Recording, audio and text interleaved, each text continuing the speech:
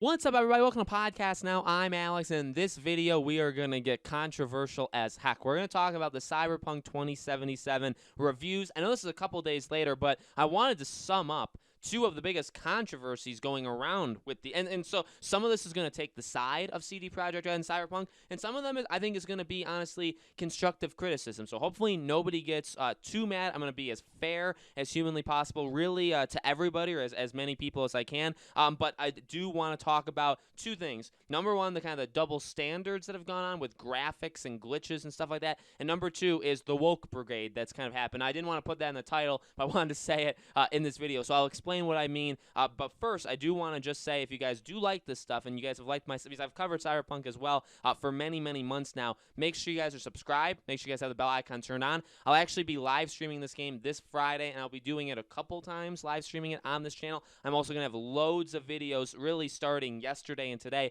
on Cyberpunk. One last thing is we also have a Twitch. We kind of just recently started. Tomorrow, my friend is going to be streaming on my Twitch channel playing Cyberpunk. So make sure if you guys want to check that out, you guys follow our Twitch. The link for that is in the description below. All right, so let's start, I guess, maybe with the thing that will probably anger Cyberpunk people. And again, I don't think it's not something I think that many people need to get all that mad about, but it is something I do think we need to point out here, is the double standards in the reviews. And there's a lot of double standards, by the way. I see people very happy about the scores. I see people, and I think there are people that are just trying to hate on this game just to hate. I've seen it personally. I do think it's real, and I think that some of that is stemmed in what people are saying with the whole, like, oh, you give this game this score, but this game gets this high score. I think, there's some of that rooted in there, but I also do think it's fair, and I don't think it's, I think it's unfair to just kind of push it all aside and say, oh, those are just trolls, those are just people that are mad that the game is getting good scores. I honestly feel like there is a little bit of truth in that. Now, this is without me actually playing it, so take it with a grain of salt, but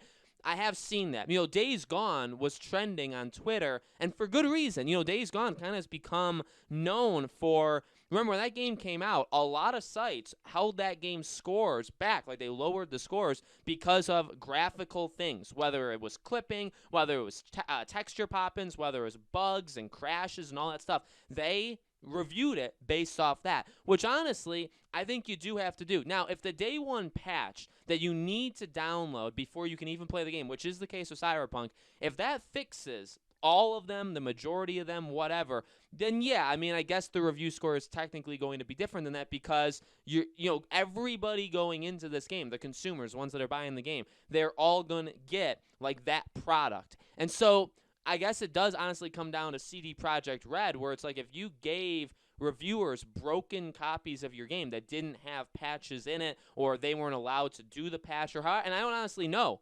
So if you guys do know, you can let me know. But if that's the case, I don't really blame the reviewers for now. Here's the deal: they didn't really do it, and that's the problem. So if reviewers get the copy and the game is broken, they have to review it in that current state, even if they know that it's going to come out and it's going to be okay because of the day one patch. Well, you don't know what the day one patch is going to be 5 days before it, okay? And you have to review the copy that you have, okay? So I get that, but the issue is they didn't really do that with Cyberpunk. And now again, to take maybe the anti-Cyberpunk side, which is also going to make people mad, is that, yeah, they didn't, and this is common. You go on Metacritic, you go on a lot of different sites, there's a lot of reviews that, in fact, I don't remember which one it was. Shoot, I don't remember which site it was, but some site gave it a perfect score, 10 out of 10. And in it, they literally said there is a boatload of glitches and bugs and crashes in this game. Like, it's a mess. But besides that, it's like perfect. And it's like, well, you gave Days Gone, and Days Gone is just one example. There are loads of games that have been held back because of it. So it's kind of odd. It's kind of odd that, I don't know. It's such a weird situation, because if you think about it too, gaming journalists have seemingly kind of been against Cyberpunk, mainly because of the more woke stuff. Again, the stuff that maybe we'll talk about over the next couple minutes. But, it's like, oh, I actually thought they would be looking for things to poke holes in Cyberpunk that maybe didn't even need to be poked. You know what I mean? That's what I thought. And then actually it's kind of the reverse, where, well, yeah, they are attacking them for stupid stuff, which we'll get to, but they're also not really taking into account the performance of the game. So I do think that's unfair. I will say that. I know maybe people that are watching this are diehard Cyberpunk fans. I don't think, by the way, if the game's like a 10 and the bugs and all that stuff, I don't think you should give the game like a 5 or anything. I don't say like cut the score in half. You got to give it. It's still opinionated. You just give it whatever score you want. But you know what I mean? I think there is double standards. You can't do it to some games. And Days Gone was trending because that was one of the biggest examples. That game got 6s and 7s mainly because they made such a point to say out loud that it's because of these things. And then when those things affect a game like Cyberpunk, it doesn't really matter. It gets a perfect score. Okay? So I think that's something just to keep in mind. But now the second thing, which I will take the side of Cyberpunk, is, and I'm going to be very careful with my words here, you see a lot of journalists, and I mean, my God, I saw I think 4 different sites. There's a couple people that have put all of them together in a Twitter thread, which I really do appreciate. But Kotaku, of course, the garbage chute of journalism, that's one of them that is on that list. And I think one of the most prominent ones that said it, using paragraphs and paragraphs and hundreds of words or thousands of words to push the fact that it's 2077, it's futuristic, and you can't be non-binary, you can't be they, them, you can't, they don't really push certain things. Again, I don't really know what YouTube even allows me to say, so I'm not really going to say anything more than that, but pushing that kind of stuff. Now, here's the deal. That kind of stuff is fine. I'm not anti anything. I know people, maybe people are wondering, Alex, are you anti this, anti that? No, I don't. You can do whatever you want. If you're not hurting me, you can do whatever you want. I truly don't care. But here's also the thing. CD Projekt Red and that's what is hilarious. That's what those people don't understand, is their entire basis of wanting to do these things, okay, or believing that they are who they are, which is fine. But they believe it because they believe I have the right to do what I want to do. So CD Projekt Red doesn't have the right to do what they want to do, though. They need to do what you want to do. They don't get to do what they want. They have to do what you want. You see, it's a very small twist of words there, but it's what always gets these lunatics, and they are more liberal leftists. And I'm not saying everybody that's left is evil, because they're absolutely not. So many people that I know, right, are that. Completely cool, okay, completely cool. I'm not even going to say what I am, but let me tell you, again, I don't think it's bad. But I think you do find more of the people that are pushing this kind of stuff over there, and it's ridiculous. It's truly ridiculous and I would go so far to say the word waste. To waste people's time talking about this in a review is pathetic, okay? Because you can't, some of the stuff that they mention is, well, they didn't go far enough. There's I think I can say this, there's a pride flag, I believe somebody said, on a car, but they're not pushing it enough.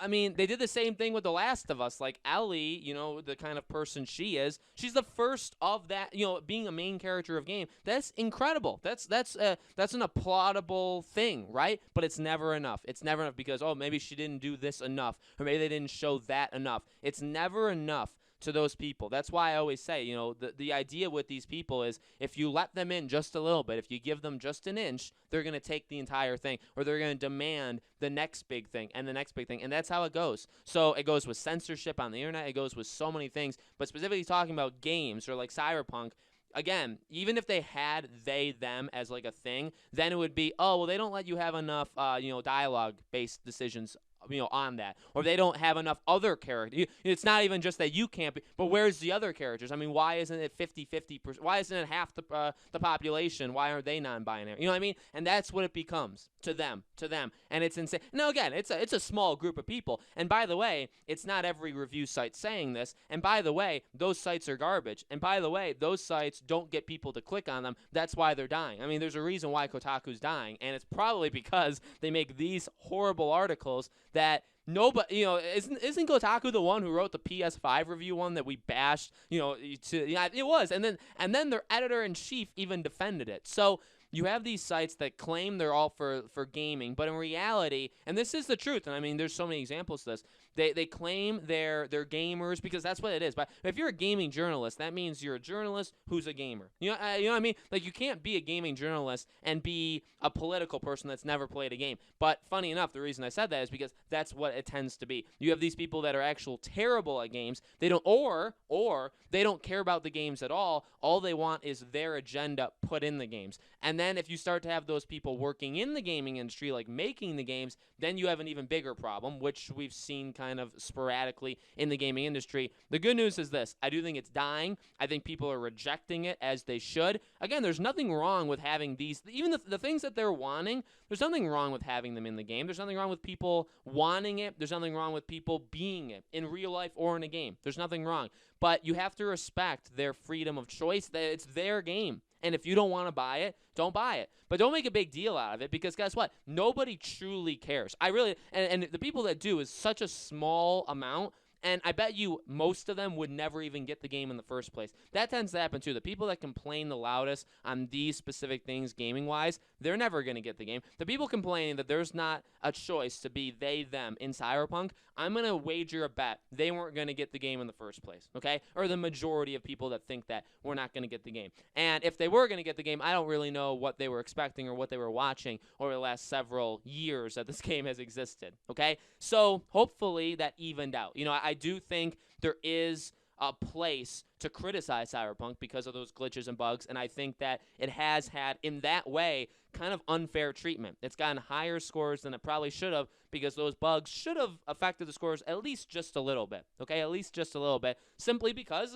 the game is a pretty bug. I mean, you've seen it across the industry. I don't think it's unfair to say. It's a buggy mess. In fact, it's kind of a unanimous thing that everybody kind of says that it is a buggy mess. It's just, it's okay because it's really good. And that's fine, and you can say that, but I do think if you've had bugs and stuff like that impact scores of other games, it should impact Cyberpunk. And then similarly to part 2 of this, people just need to shut up, generally. You know, Kotaku probably needs to shut down. There's a couple sites that probably need to relax here. But no, there was a couple sites, 4, 5, 6 sites that had quite a few words dedicated to that kind of stuff that we talked about. And I think that's pretty pointless, and I don't really think anybody reads it anyway. So, guys, let me know in the comments below, what do you think? Do you agree with my points on one of them, on both the things I talked about? Let me know. As always, again, make sure you guys are subscribed, bell icon turned on. If you guys want to follow our Twitch channel, the link for it is the first thing you'll see in the description below. I'd really appreciate it. Thank you guys so much for watching. Unless there's more controversies, this will generally be it. I do want to start talking about the game itself. I want to maybe do a review. I want to have some, in-game help videos. Okay, I want to do quite a few things on Cyberpunk, and they're going to start tomorrow, and so I hope to see you guys there.